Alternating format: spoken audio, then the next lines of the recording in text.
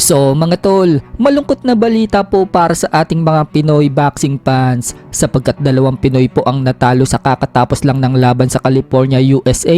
Knockout po ang sinapit ng Pinoy na si Romero Duno na napalaban sa main event kontra sa unbeaten na si Kane Sandoval ng US. Maganda naman po ang pinakitang laban ni Duno mga tol. May round po siyang nakukuha. Sa katunayan mga tol, pinamagapan ni Duno ang mata ng kalaban.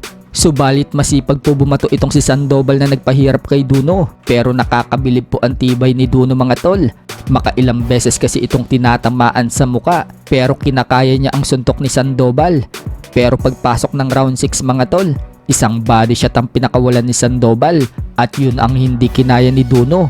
Bagsak po si Duno at napaluhod sa lakas ng body shot. Binilangan ng referee pero hindi na talaga nakatayo si Duno mga tol. Kaya panalo itong si Kane Sandoval via 6 round knockout na ngayon umabante na ang record sa 14-0 with 12 knockouts. Habang si Romero Duno mga tol, bumagsak na ang record sa 26 wins, 5 losses with 20 knockouts. Sa latest post naman ni Romero Duno mga tol sa kanyang social media account matapos siyang matalo, nag-announce na po si Duno na magre-retiro na umano siya sa boxing. Wala na daw kasi siya sa prime mga tol at tumatanda na. Yung laban daw niya kay Sandoval, isang test daw yan kung kaya pa daw niya makapag-perform ng mabuti.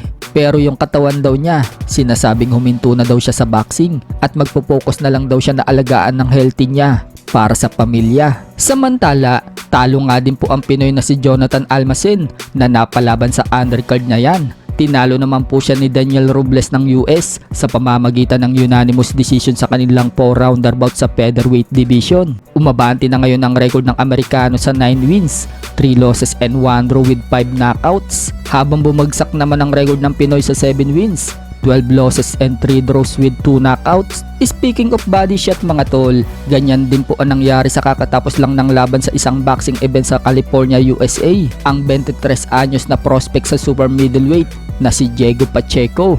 Tinapos din nito sa isang body shot sa round 6 ang katunggali nitong si former world title challenger na si Maciej Sulichi ng Poland. Namilipit nga po ito sa sakit mga tol at hindi na nagawang makabangon pa.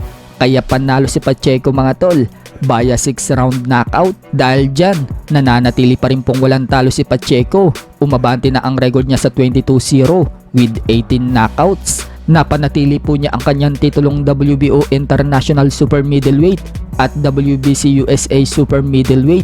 Habang bumagsak naman ang record ni Sulichi sa 32 wins, 3 losses with 12 knockouts. Sa kabilang banda naman mga tol, Naoya Inoue muling lalaban sa US pagkatapos umanong talunin nito si TJ Duheny sa kanilang laban na magaganap na sa September 3 sa Japan. Yan po ang sinabi ng co-promoter ni Naoya Inoue na si Top Rank CEO Bob Arum.